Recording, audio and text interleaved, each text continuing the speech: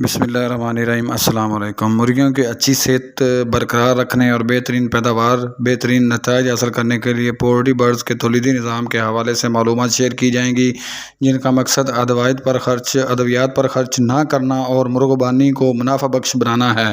مرغیاں انڈا نہ دیں، ناغہ کریں یا انڈا دینا بند کر دیں۔ بہت سی وجوہات میں سے ایک وجہ یہ بھی ہوتی ہے کہ اووری یا اوویڈک میں سوزش ہو جاتی ہے۔ مرغیوں کے اجسام کے وہ حصے جہاں انڈوں کی تیاری ہوتی ہے وہ جگہ سوجنے لگتی ہے، اور اس کی وجوہات مختلف اقسام کے جرثومے ہیں جو کہ انڈے بننے کے عمل میں رکاوٹ پیدا کرتے ہیں۔ اس لیے اپنے فلاح سے اپنی قیمتی مرغیوں سے انڈوں کی اچھی پیداوار لینے کے لیے مضر سے جرثوموں کو اپنے جانداروں سے دور رکھنا بہت ضروری ہے، تاکہ اندرونی زخم نہ بنیں اور ہمارے پرندے ہمارے لیے نقصان کا باعث نہ ہوں۔ میں آپ کو بتاتا چلوں کہ جب بھی ای کولائی جیسا جرثومہ یعنی ایکسیشیا کولائی ہماری مرغیوں پر حملہ آور ہوتا ہے تو اس کی وجہ سے، چاہے اس کی وجہ گند ہو یا کچرا ہو یا بایوسیکیورٹی کی کمی ہو یا مائکوپلازما یا سالمونیلا، اس کے علاوہ دیگر جرثومے بھی متاثر کر سکتے ہیں، لیکن یہ تینوں جرثومے ہی اثر انداز ہوتے ہیں۔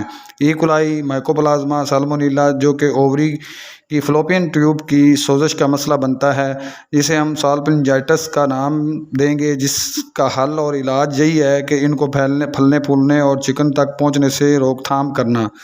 ان پیتھوجین میں فولیکل یعنی بطخ کی سوزش کروانے، اندر کی جانب خون کی رگیں بنانے اور جہاں انڈا تیار ہوتا ہے اور نکلتا ہے وہاں پر سوزش کروانے اور انفیکشن کے پھیلنے کی وجہ سے انڈوں کی تعداد کم ہو جاتی ہے۔ لہذا یا تو گھریلو اور کمرشل لیول پر پالے جانے والے جانداروں کو لیسن دیں تاکہ یہ بیکٹیریا کا خاتمہ کر کے اووری کو صحت مند کر سکیں، یا اگر یہ نہیں تو اس کے متبادل آپ کے پاس اینٹی بایوٹکس موجود ہونی چاہیے، یا پھر اینڈروفلوکساسین، یا پھر ان اینٹی بایوٹکس کا میزا جن میں اموکسیسلین اور کولیسٹین موجود ہوں، جو آپ کو اسپیکٹرا مور یا کسی اور نام سے دستیاب ہوں گے۔ 1 گرام 2 لیٹر پینے والے پانی میں شامل کر کے اچھی طرح مکس کرنے کے بعد باقاعدہ جتنے بھی دنوں کے لیے اس دوا کے اوپر لکھا ہوا ہے اتنے دنوں تک استعمال کروائیں گے۔